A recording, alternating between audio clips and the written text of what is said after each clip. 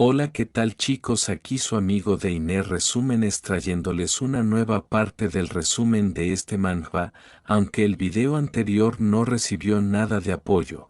Hoy volveré a intentarlo, espero que lo reciban bien y llegue por lo menos a los 10 likes, y sin más que decir que disfruten del resumen. Continuamos donde la espada demoníaca atravesaría a Shinji.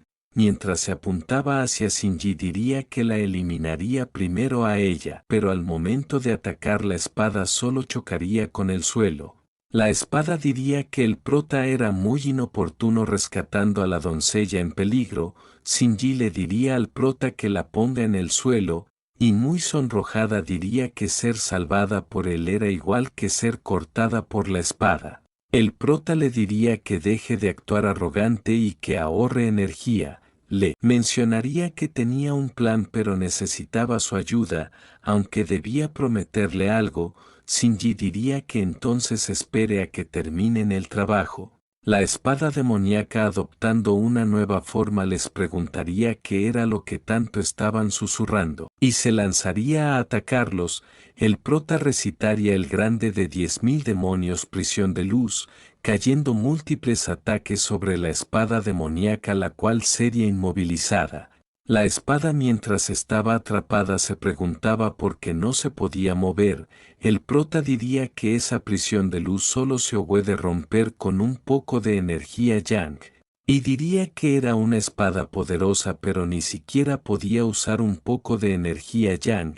El prota mencionaría que en realidad la espada demoníaca era incapaz de adaptarse a ese mundo y se había castrado a sí mismo, y la espada demoníaca, muy enojada, rompería la técnica del prota y le diría que cómo se atreve, y que sí creía que todavía era un emperador todopoderoso, y cómo se atrevía a hablarle tan irrespetuosamente.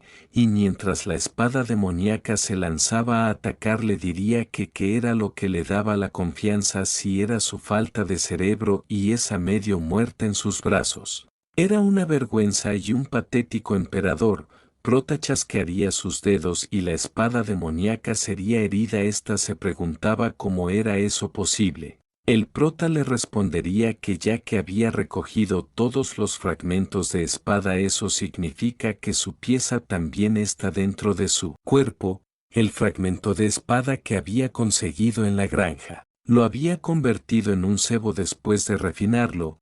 Diría que pensó que sería su última carta en la última batalla contra el demonio venerable, pero nunca pensó que sería útil de esa manera. Del cuerpo de la espada demoníaca comenzaría a salir la energía yang mientras éste gritaba que le devuelvan su energía yang. El prota le diría a Shinji que era hora y ésta comenzaría a absorber la energía yang que salió del cuerpo de la espada demoníaca. La espada pediría que no lo absorba, que le devuelva su poder yang. Luego de unos momentos la espada demoníaca volvería a su forma original. Shinji diría que como se esperaba tenía razón. La energía yang que estaba sellada en la espada rota se quedó con él aún después de fusionarse, y con una cara seria diría que es hora de saldar deudas. Pero de repente una lengua gigante interceptaría el camino de Shinji.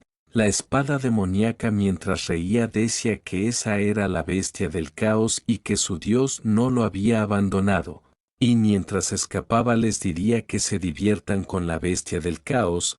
Shinji le diría al prota que había seguido su plan y que cuál era el siguiente paso. El prota respondería que el siguiente paso era reparar el cielo, por supuesto. Shinji le diría que ella no le podía ayudar con eso ya que es un demonio y había aprendido todas las habilidades para matar y nunca había escuchado de un arte que ayude a reparar los cielos. El prota le diría que podía irse ahora, que él repararía los cielos solo. Mientras se acercaba al monstruo le diría a Shinji que recuerde lo que le prometió. El prota utilizaría su técnica 1000 planos celestiales, gritándole a la bestia del caos que vuelva al otro lado y la grieta comenzaría a cerrarse.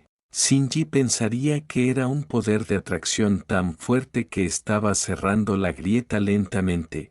El prota mientras botaba mucha sangre diría que no precisamente y comenzaría a ser absorbido por la grieta y este no podría hacer nada porque no tenía suficiente ki. Shinji lo agarraría de la muñeca y le decía que se agarre fuerte mientras intentaba sacarlo del cielo roto. Y aquí nos muestran lo que hablaban Shinji y el prota mientras estaban luchando en contra de la espada demoníaca.